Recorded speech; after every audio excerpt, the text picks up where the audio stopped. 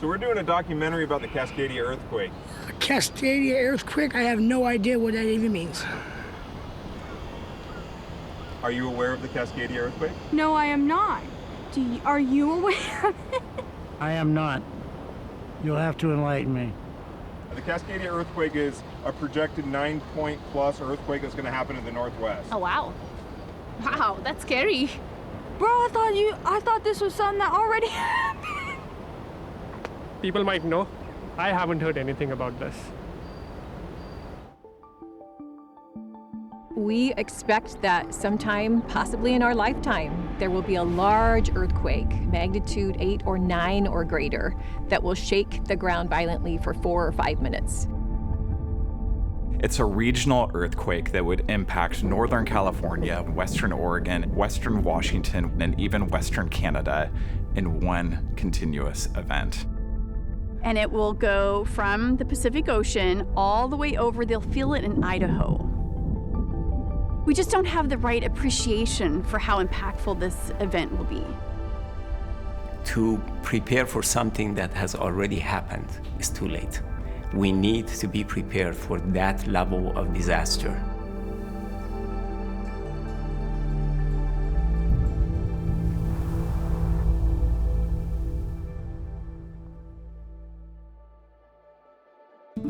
The Cascadia subduction zone earthquake is really the most profound hazard that we face here in the Pacific Northwest. There was this infamous article in the New Yorker magazine. The former director of FEMA Region 10, Ken Murphy, was quoted as saying that everything west of I-5 would be toast.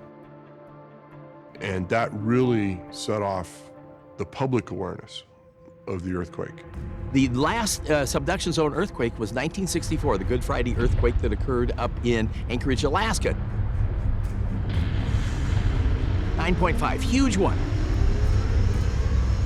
The next subduction zone earthquake occurred in 2004. That was the Indonesia one. And then the Chile earthquake that we had, and then Tohoku. The Tohoku earthquake was a large, what we call a megathrust earthquake that happened in Japan in 2011. A lot of people here in the United States are familiar with it because it caused the Fukushima nuclear disaster. It was an earthquake caused by very similar geology to what we have here in the Pacific Northwest. It's sort of a forewarning of what we could experience here in Oregon in terms of the size and the potential impact.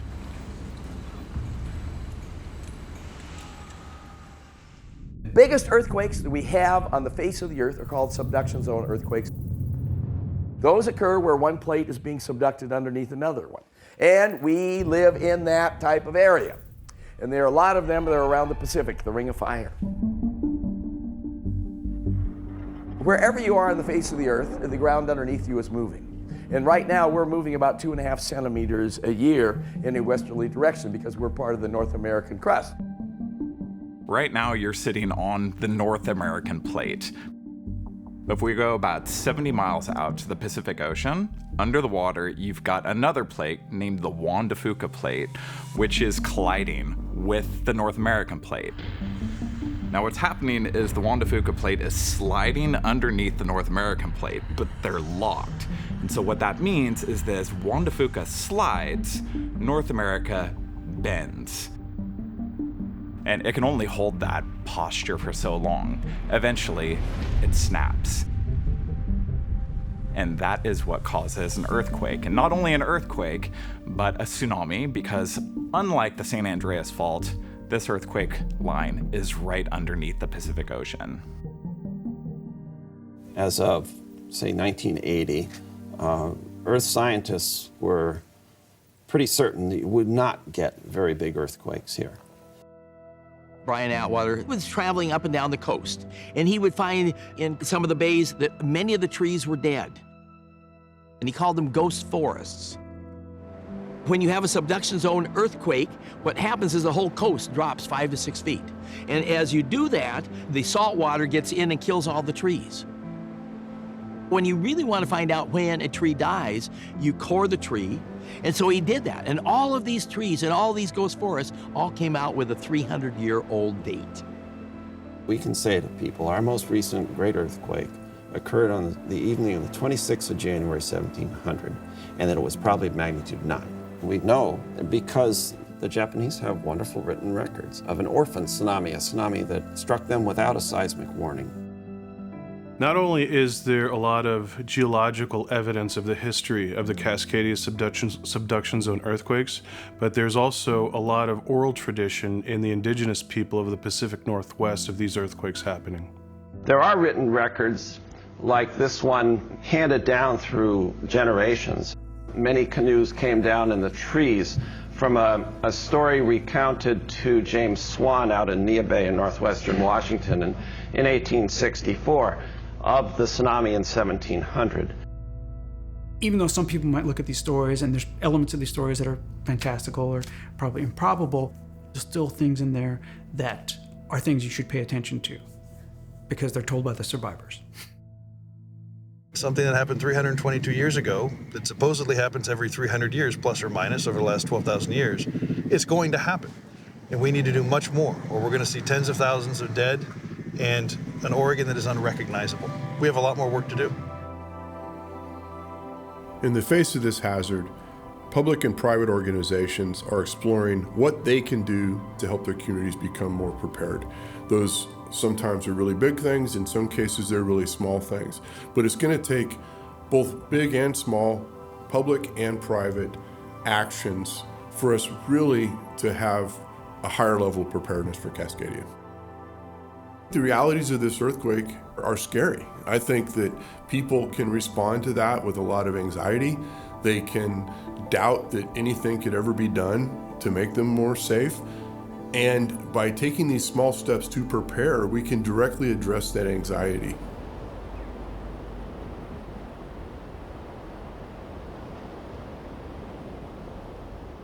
James's little face was glowing with excitement. His eyes were as big and bright as 2 stars. He could see the... All right, my friend, shelter. This is not a test. This is a tsunami drill. We are doing the tsunami preparedness drill with the students, and we're doing it on the day that we dressed up as who do you want to be when you grow up, or Futures Day. And so, as you can see, this is a lifelong ambition, you know, one day. First, you've got rumblings and the tremors of an earthquake.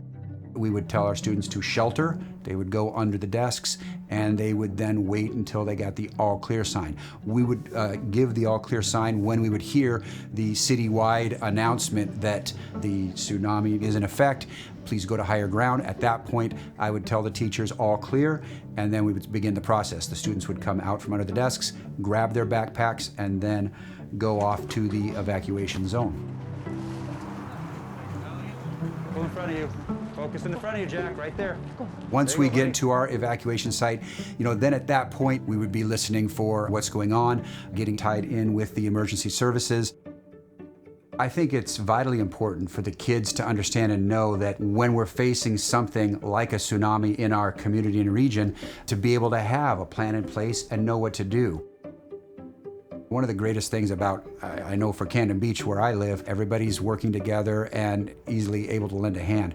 So, you know, people all along that street have helped us start the school. If we need a house, you know, for that next spot, then community members, you know, have dedicated and donated that space and availability.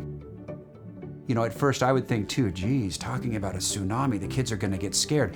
But then we talk to them and we say, well, guys, what is a tsunami? And we go over that. They understand, okay, I can survive this. I have a plan and a goal in place to be able to be okay. Since the all clear at our school classroom, we got up here in the safe evacuation zone in 9 minutes and 22 seconds, our best record ever. Congratulations, good job, guys.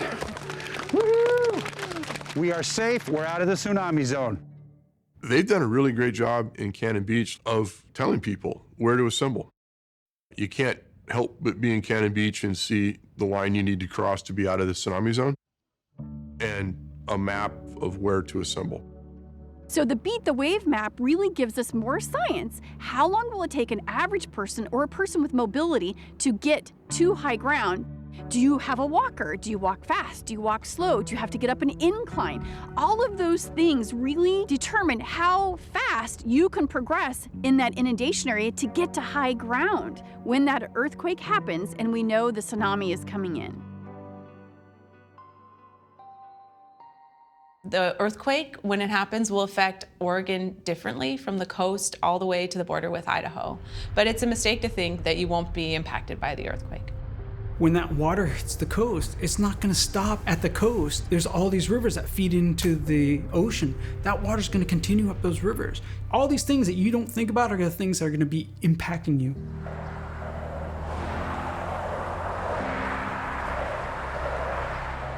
You'd be amazed how many bridges you drive across to get to work or to go to the grocery store or to drop your kids off at school. There's literally hundreds of these structures in our environment, and most of the times you don't even notice them. Bridges in Oregon were generally built before the mid-90s, which is when we really understood our earthquake hazard here. So in general, they're one of our major risks. Main routes are going to be hampered by bridge failures. And it might not be a full collapse, but it could be that they won't necessarily be able to handle standard traffic, let alone any traffic. So there will be a lot of closed bridges, and they may look like they're fine from the top, but they're not from the bottom. And then we'll also have a lot of collapsed unreinforced masonry buildings. A lot of other buildings will be damaged. And then in general, we'll have many utility problems. So natural gas fires, if the shutoff valves don't work correctly, water and wastewater infrastructure will be down, and we won't have electricity. That is going to impact road systems, airports. It's going to impact rail lines, and it's going to impact port and river traffic. The roads that link the Willamette Valley to the coast could be blocked for months, even into years. So right now we're underneath the Tillicum Bridge. It is the only new crossing that is currently over the Willamette River in downtown Portland. It is designed to withstand the earthquake shaking. However, the approaches, which may be on liquefiable soils, are very expensive to fix. And so those are not fully designed to withstand the earthquake. You will not be able to drive from the approaches onto the bridge. This bridge is an example of Oregon transportation planning in the past. This is extremely common, not just with this bridge, but with several around the state of Oregon. A lot of the soils along rivers in the northwest are susceptible to liquefaction. And if you've ever been at the beach and you go down to that wet sand and you stand and you shake your feet and you sink, that's liquefaction. Liquefaction is when the solid ground turns to a liquid and flows. Now, it may not flow a whole long distance, but it's enough that the structures that are built on it will tip over or actually slide into the river. In the Portland area, we have two major areas, and those are going to be areas that are along the rivers. Number one, our airport. It's in the floodplain, basically, and it's levees on either side. And the water table is very, very close to the surface. The most important one is North Portland. It's out in the St. John's area. This is where all of our tanks for our diesel and our gasoline are on liquefiable soils right next to the river. We don't have any refineries in Oregon, so all our liquid fuel is imported, and mostly it comes through there. Those tank farms are some of them up to 100 years old. They were built during the First World War. That's kind of hard to imagine. We also didn't have very strong building codes. And so if we have a large earthquake, what's going to happen is those tanks will go into the river. When these metal fuel tanks shake and twist and rupture, they may cast a spark. And now, there's a large fire partially floating on the Willamette River. But then we have no diesel and gasoline that is going to be used in the recovery, and we need that. We all know how smoky the skies get after forest fires hundreds of miles away. Imagine what it would be like for people in that area and beyond when the pure black smoke darkens the skies. The rivers could be on fire, thereby blocking any waterway or exit point. The roadways and bridges would likely be undrivable, and the billowing smoke would make air support very difficult. To put it into perspective, the Exxon Valdez disaster spilled 11 million gallons of oil into the waters off the coast of Alaska and decimated the ecosystem around it. Oregon's tank farms could release over 100 million gallons of fuel, at least 10 times bigger. The earthquake is going to create islands because bridges are going to go down. People will find themselves on not only a metaphorical island, but literally in some cases an actual island. Not only will we be managing populations, but we'll also be managing resources like helicopters in those geographically separated locations. The eastern portion of the state will actually be used as a staging area in both federal and state plans. They will most likely have power and other types of utilities much quicker than we will on the west side if there is damage. And then they have large open spaces and several airports that are big enough to allow large capacity aircraft. Redmond's the main one. Pendleton, K Falls, Medford are also some options. So the state's looking at it from an airport standpoint, they're looking at it from a roadway transportation standpoint, but in general, the eastern side's gonna be much less damaged than the west side, and it's an easy spot to bring things into the state and go from there. You can imagine if you're trying to pull 2 weeks of supplies up a steep hill to get out of the way of this tsunami. Some people are going to be able to do that and a lot of people aren't. The community level of preparedness means providing for them a basic level of supplies and equipment that will help them endure at that site for a period of time. And several communities in Oregon have put these community-based caches in locations that are going to be so important to people in the event they're ever needed. The people of Cannon Beach decided to create their own cache sites, and they basically committed to doing something with their own volunteers and emergency prep, and they got buy-in from the city leaders. They started to build something that made sense for the community. It can't be just standardized, so they have to design their cache site around what their area provides. And this is really going to be where the city safety supplies are kept. We have food and water, and they also have some blankets in here that we have stored inside of big barrels. We have some chainsaws in there, and we have some fuel in this flammable storage cabinet. We have the ability to start cooking and heating food with our barbecue. We have a generator here that's going to give them electrical power, and we have fuel to support that. So instead of just gasoline generators, we also have propane. So when this area does run out of fuel, hopefully we'll have also some reserve propane to keep our generators going. In that gray cabinet, we have a portable toilet, and sanitation is incredibly important at these sites. Each one of our cache sites also has medical supplies, not only for adults, but also pediatrics and geriatrics. The barrel program here in the city of Cannon Beach is not unique to other communities, but what we've been able to do is people have the ability to purchase their own barrels, put the right equipment in there that works for them, and we will warehouse that for them. This location is really important in case we have to have rotary wing aircraft come in here. And we have a landing zone on top of this site at Oscar that we maintain, and we also have a road that comes down to this location. So if you look at where this comes off of Highway 101 and that landing zone, it's very, very important that this site's maintained and kept with the city, because without that, you lose that ability to bring goods and services into the city and to also remove injured people or people who need to be evacuated. We realize we can't do everything that we want to immediately, but if we just continue every year intentionally, continue adding to these disaster caches, continuing to do more preparedness for earthquakes and tsunamis, then when it comes, we're going to be ready.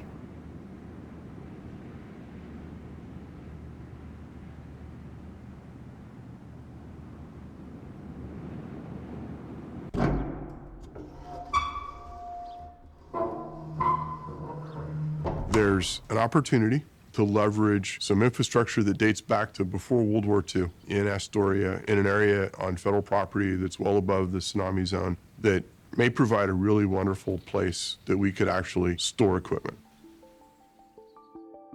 Tongue Point is a very, very important strategic location. For communications alone, that location is going to be able to help us bring the communities together, but it's also going to be directing traffic in the Columbia River. Not only communications, but cache location storage. It's geographically very smart to put resources in there now. If you don't have the resources at your location and you don't have them staged in specific areas that are going to be cut off from other areas, and it's not going to show up quickly.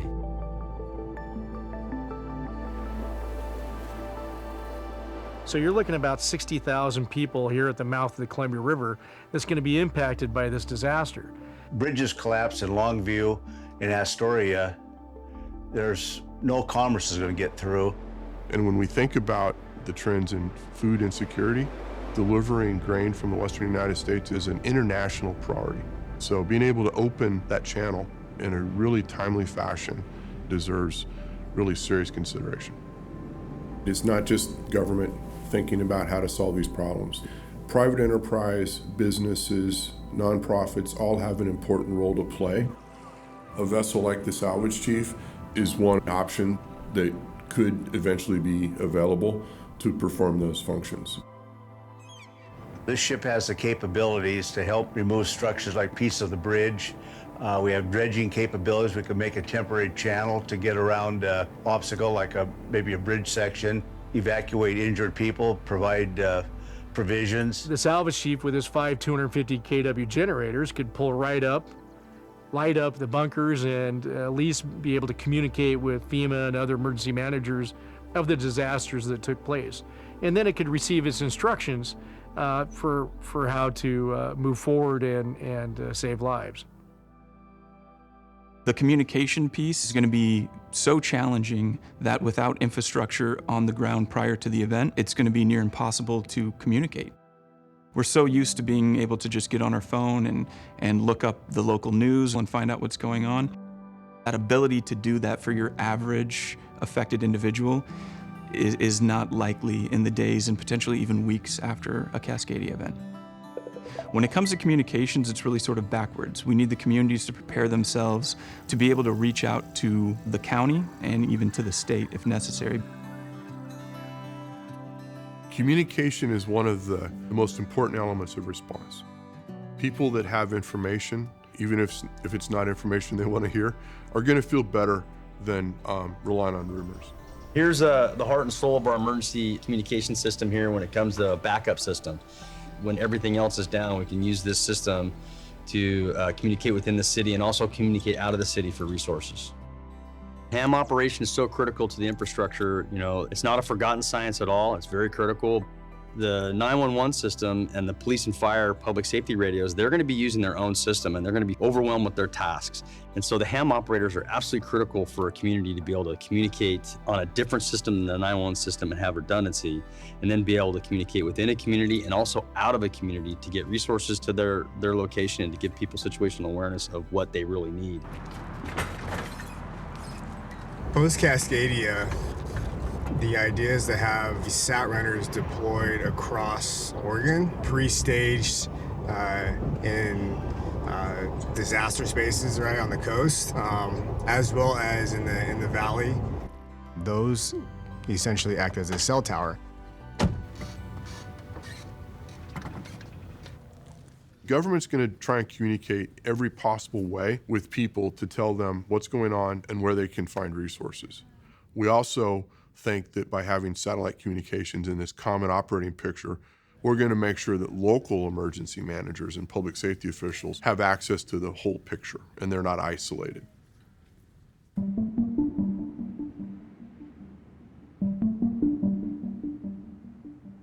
Earlier this year, we conducted the first of what I hope will be many earthquake-related exercises, and we have named the exercise series Able Readiness. So Able Readiness 1 took place in Salem at the airport, and what we did is demonstrated a set of equipment, tents and sheltering, to basically create what we call an evacuation assistance point. The tents that we have on hand right now provide us the necessary equipment to basically shelter 80 people for 2 weeks. Now, that doesn't sound like a lot. It's probably not nearly enough, but it's a start.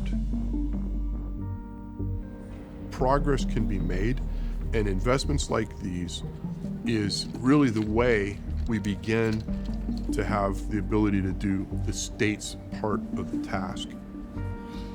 We showed the community what could be possible through prudent investments in preparedness.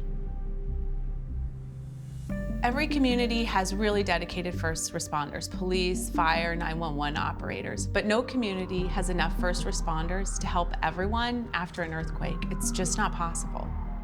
regardless of how prepared we are, there's going to be a period of time during which communities need to be the agents of their own response. Volunteer groups in our community is what's going to make the difference for this response and recovery. Volunteers are a force multiplier, and we don't cost a whole lot, although we do need support from the local governments, and we get it. We have support from the county, we have support from the cities. Able Readiness 3, we were able to exercise a full-scale simulation that allowed us to actually have an on-site location in Manzanita, and then also a operations center in Salem. I want to make sure everybody understands this is part of a lot of other things that are happening today. And it doesn't get anywhere near the complexity of Cascadia.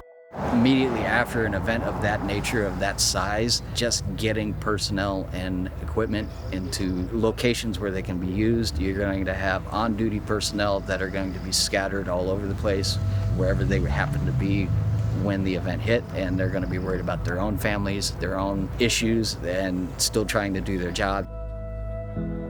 It's not going to be clear paths of travel. Vehicle movement's going to be difficult. There's a massive amount of challenges in an event that big. In most communities, you have community emergency response team members who are very familiar with the emergency management system and can begin to get you connected in with proper information.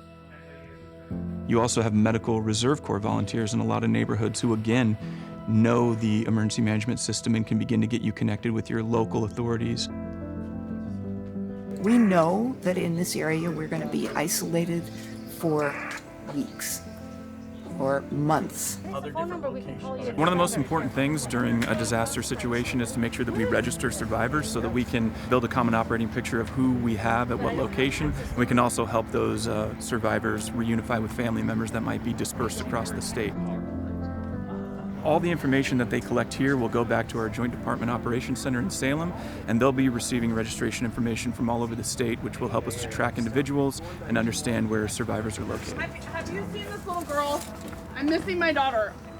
Have you seen her? Has anybody seen her? I can't find my 10-year-old daughter.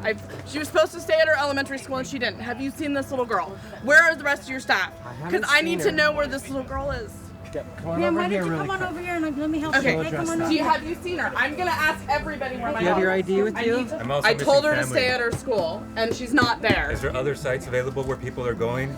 I'm missing 4 people in my family. Yes, sir. There's other sites that are I found my boys. My boys are at the I'm church. missing They're my safe. wife I have 4 children, but my daughter is missing. We have a comms unit which is setting up a ham radio tower. That ham radio tower will actually be able to send digital information. So once they've gone through the manual registration and tracking process, they can put it into an Excel spreadsheet and they can send it via ham radio. This is sending an email via radio.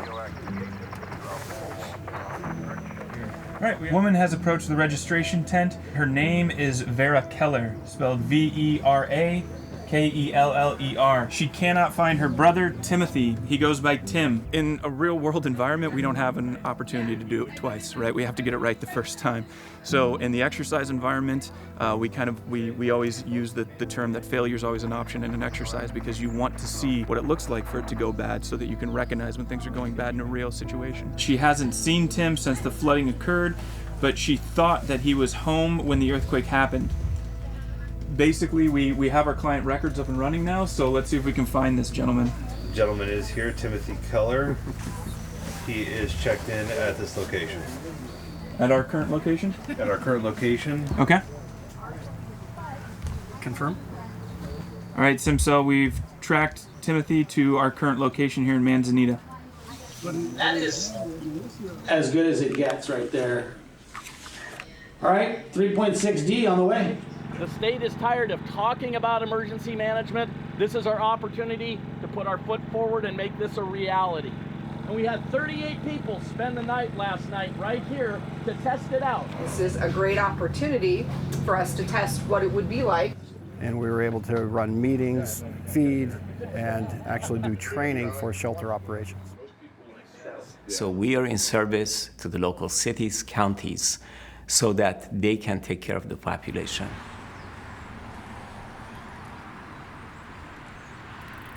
CERT teams are supposed to be independent, so we're able to deploy immediately after disaster in our own neighborhoods, in our own communities, to help out with some of the smaller problems that our professional responders are going to be too busy to deal with. So we're trained to do sort of light search and rescue in an urban environment, trying to look at buildings, decide if they're safe to enter, how to manage small hazards like small fires, residential gas leaks, and utility breaks. One thing I've done to get ready for the earthquake and to help out my team is to set up a little coffee stand on my bike. It's a great way to get attention, draw people over to learn about the NET program. Always nice to offer somebody a hot beverage. I like to joke, if you're not worried yet, think about how you're going to get your coffee after an earthquake. That's water treatment, that's treatment for hypothermia, that's psychological first aid, offering somebody just something to make them feel a little bit better.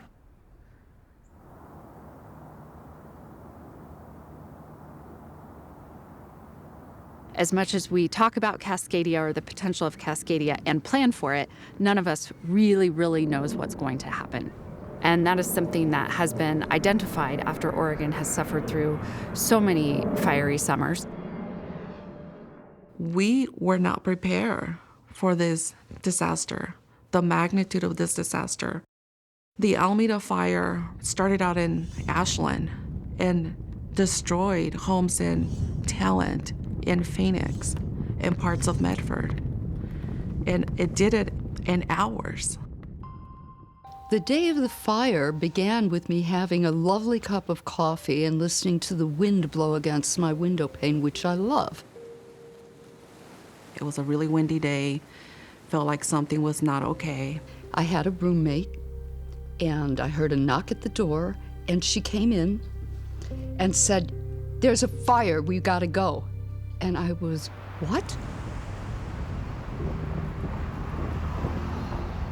And I threw a dress on, tried to get my cat. I couldn't. She ran and hid.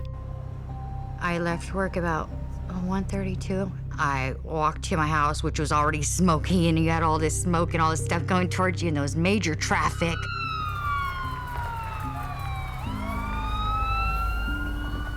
I got to my neighborhood. I talked to one of my neighbors. She told me, don't worry about it. They're just evacuating Talent. Everything's okay. I thought I was gonna be able to come back home. I really did. And I was slowly getting it back ready to go. And then my friend banged on my door and told me my house was already on fire. And then all of a sudden it was rush. There was no time. And the fire was 2 doors down. And the wind was blowing, so when I came out of my door, I was looking at a wall of fire. We started running towards Medford, and then a lady in a white truck pulled over on the side, and she asked us if we wanted to jump in, get in, It looks like we've been hit, like this is a war zone. And there was so much smoke, and everybody's running around. You hear the fire trucks and the ambulances. We're all intact.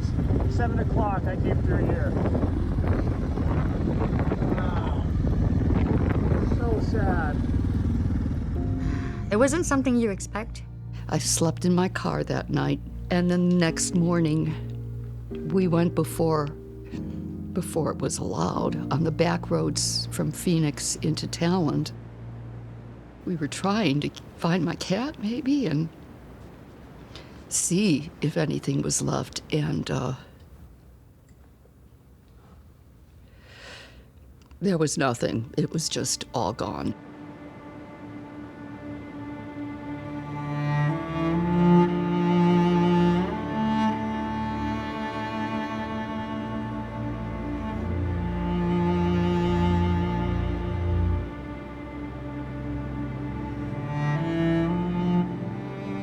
All those homes that were destroyed, all those families that had lost everything. I know it's just a house, but it wasn't just a house, it was stability. It took me a long time to get there.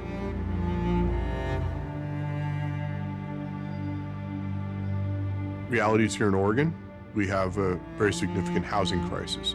It's really hard to find housing in these communities, and when you lose thousands of homes to the fire, that created a real problem. People say, oh, I can't imagine, it's so awful. I say, try to imagine what it's like not having a toothbrush or a comb. Just try for a few minutes so you can feel it a little bit. and know how profound the loss is. It's not just stuff. It's your life. Fortunately, because of the pandemic, hotels were really not very full.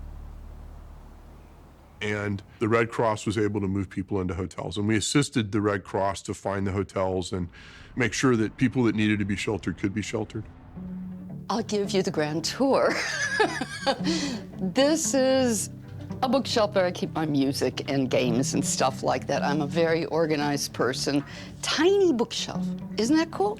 Goodwill, $3. This is the bed I sleep in, and it's a good bed, which is good because I have a ailing back. This helped tremendously for the survivors because it helped to create communities. In the time of need and urgency, that's when, you know, just having that involvement and that connection, you really see just the hearts of everyone come together and that rebuilding process kind of start. This is my transitional housing. Hi. This is my bathroom. It's quite spacious, actually, very spacious. My little office area right here. And then my favorite part is my balcony. He's got friends on both sides. But that's a beautiful view when the sun comes down. It's very, very pretty. We've talked a lot, and we build a good community. We still are trying, so it's good for us. The double mural down at the Merrick that's been created, a surviving fish in the river that runs in Medford during the fires. These people are the survivors. And it's really great to be able to see families completely recover in a sense that they have their own home, their family, it's back together. If we can help them to be in a better position than they were before the fires, why not? Let's open that door to be able to do that. It's taken us years to rebuild housing stock from the 2020 wildfires, and that was thousands of homes. Nothing on the scale of a Cascadia. If Cascadia were to happen right now, are we able to address all of the needs of our survivors? I don't know that we're there yet, but we're preparing.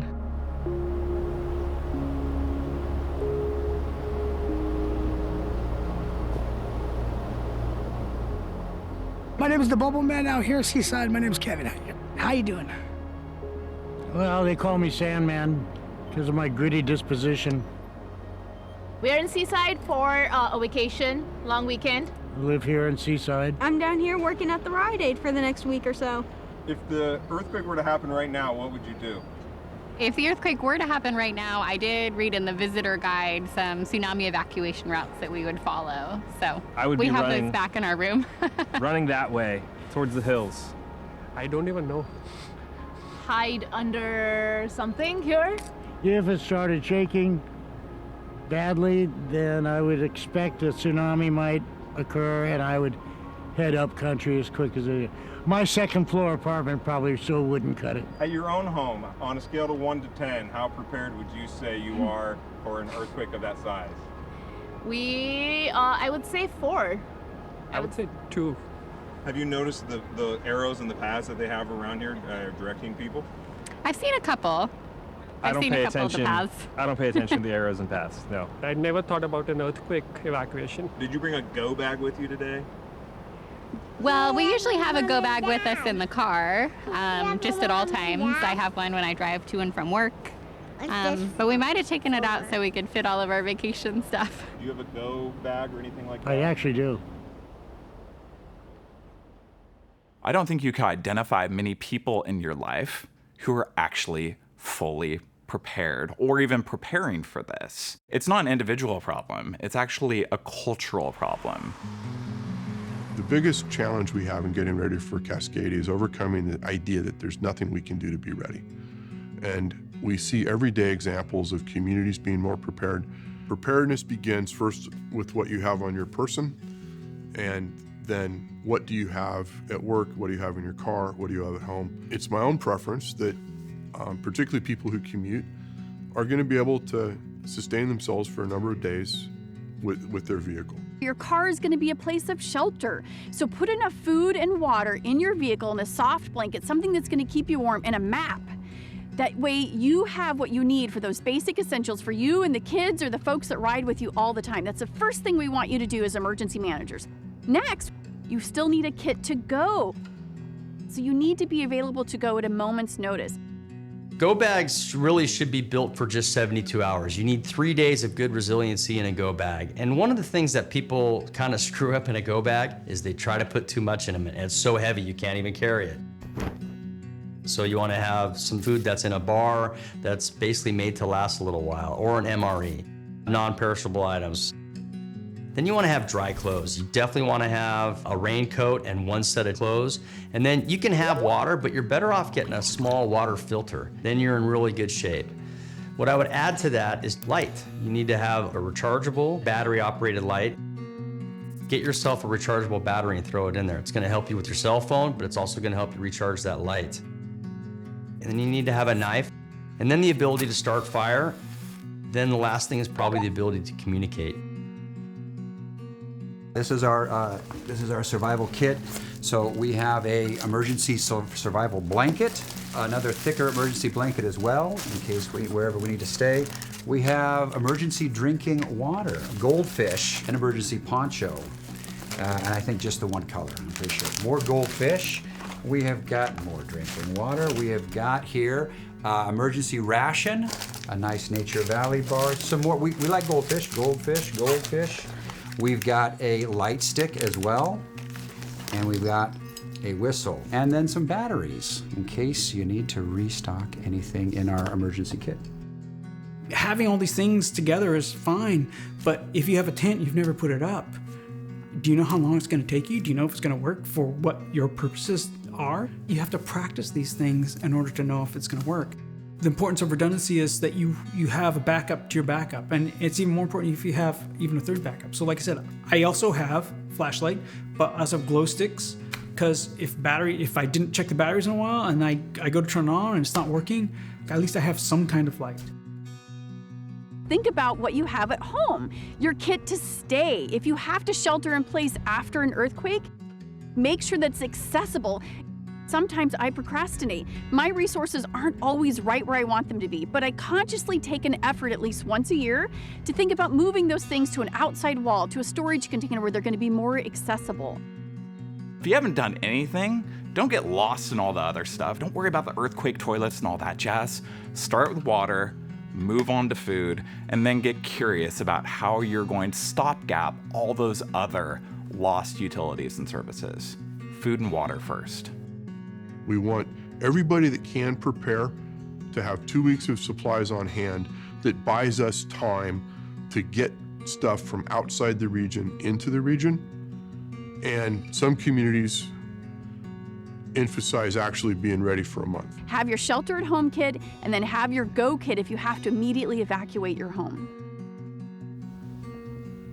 Yeah, I would put personal and sentimental things in that backpack too, so you have a sense of self. Now that we're able to detect earthquakes moments after they begin, we can actually alert people that an earthquake's coming their way before they feel shaking. Seismic stations, they'd pick up on that ground motion to deliver the alert to you. You'd hear that, you'd look at your phone, and you'd see a message that said something along the lines of "earthquake detected, protect yourself now."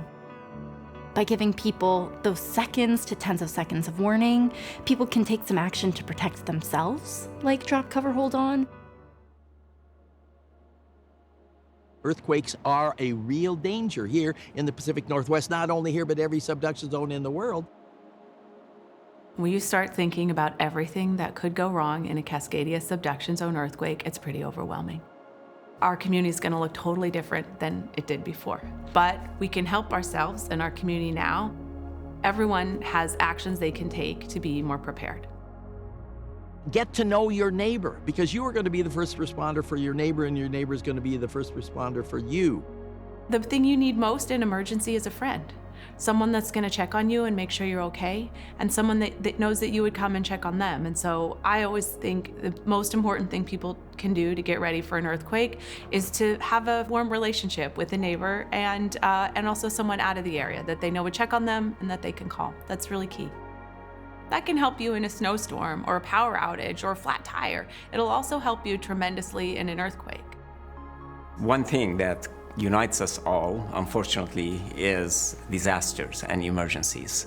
Even those communities that are not anticipated to be impacted by an event like Cascadia can play a supporting role.